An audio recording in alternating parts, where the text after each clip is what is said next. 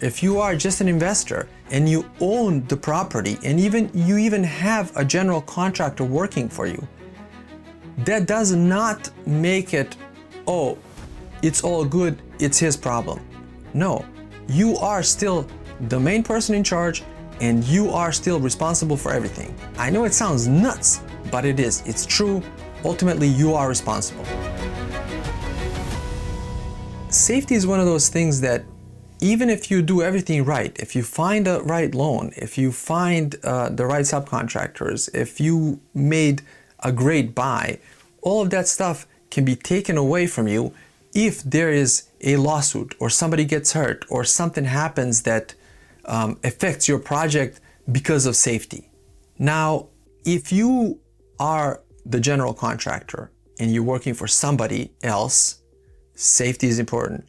But even if you're not the general contractor, if you are just an investor and you own the property and you even have a general contractor working for you, that does not make it, oh, it's all good, it's his problem.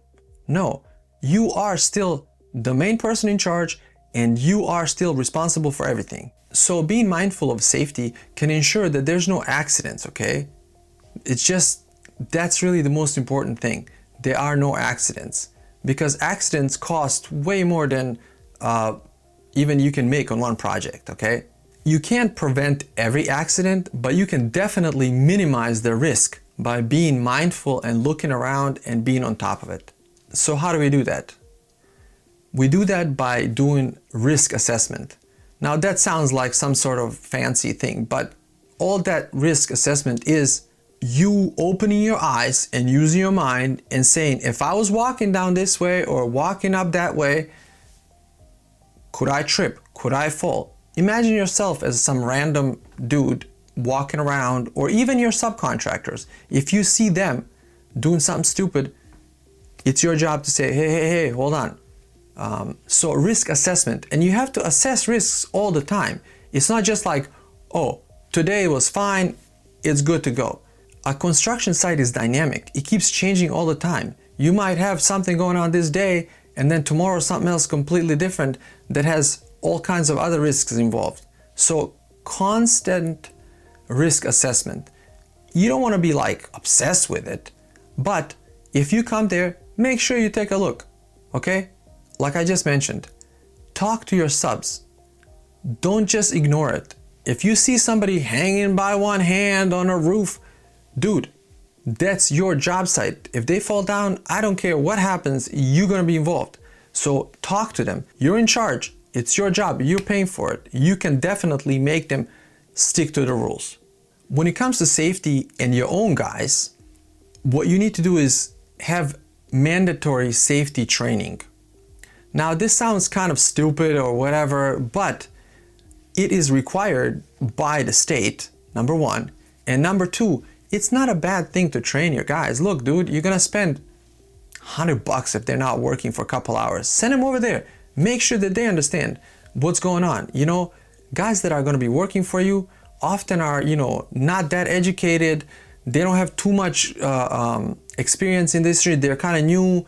So having them go over to a class that's provided by the labor and industries, by the state, is not going to be a bad thing. As a matter of fact, I took plenty of classes. It's a good thing. So safety training is something that they can take, but also there's requirements for safety meetings every so often. If you don't have any employees, fine, I guess. But like I said, if you're doing it big enough, you're going to have one guy. You must. It's really difficult to do everything on your own. PPE, or personal protective equipment.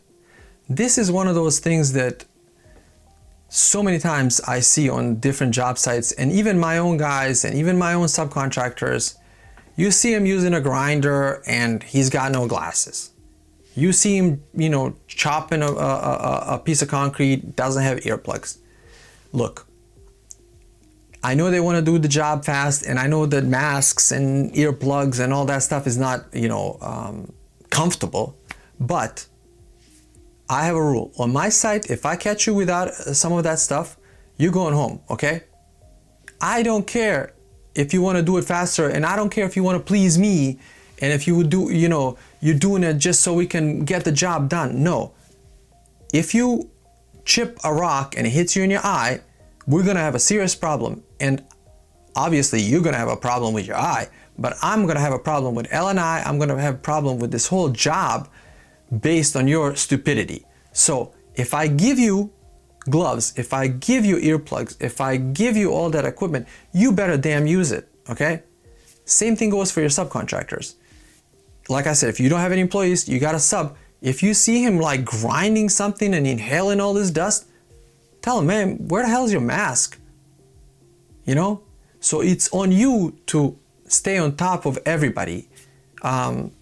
Just like you're on top of your finances, just like you're on top of how much everything is going to cost, budgeting, everything. Safety should be one of those things that is constantly on your mind. Not in a sense where you're like completely obsessed and scared. No, but it is still construction. Things are going to happen regardless of how much safety you do. But preventing and mitigating is going to save you on so many levels. Have an emergency response plan.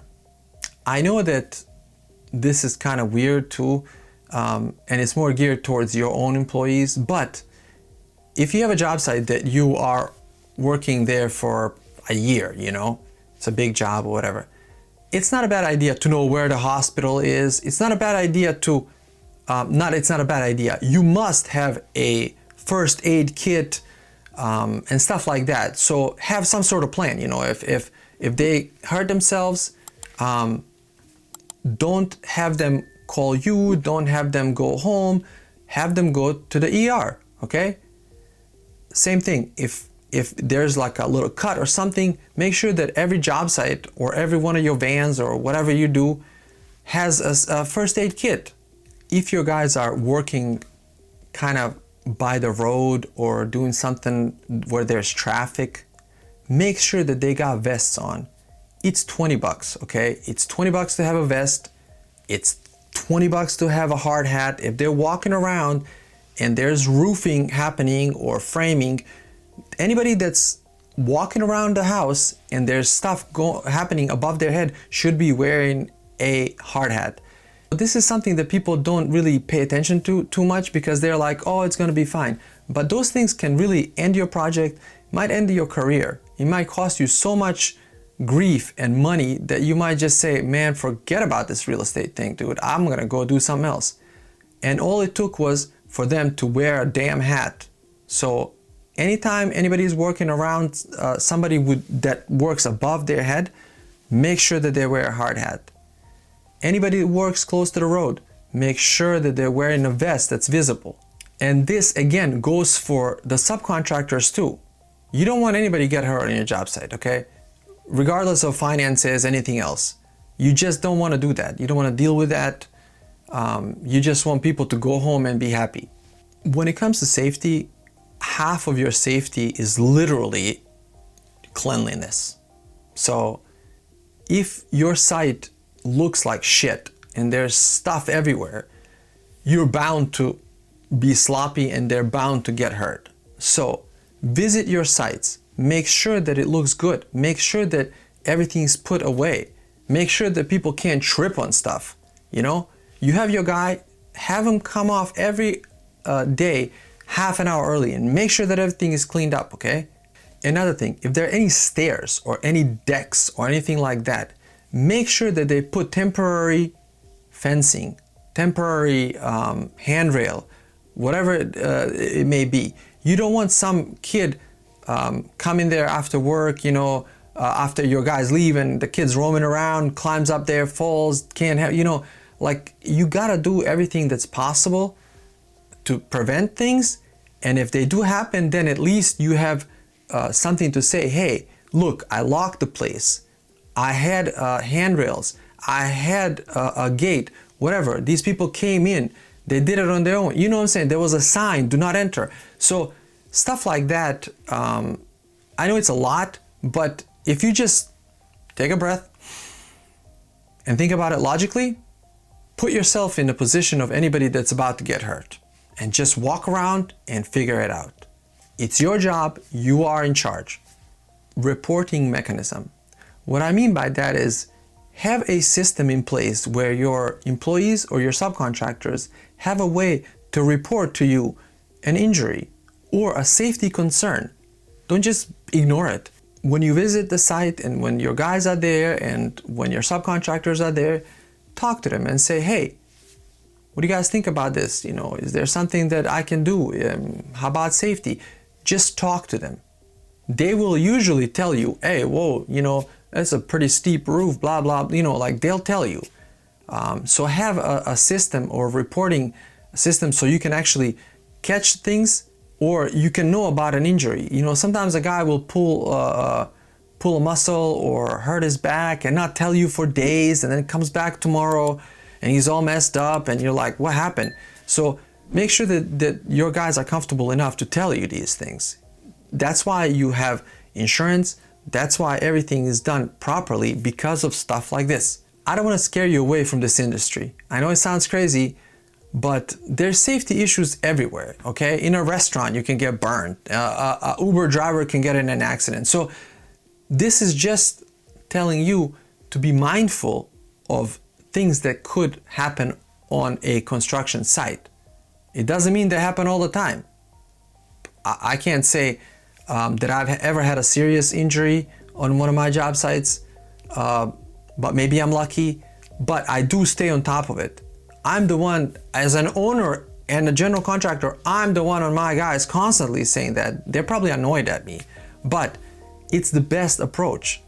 And finally, construction industry is constantly changing, and there's always tools that are being innovative and new and stuff like that. So you can find some tools that will do job of a person. So don't have them hammer away or whatever if you can have a tool do it. So just try to be protective of anybody that's on your site. So again, I don't want to scare you.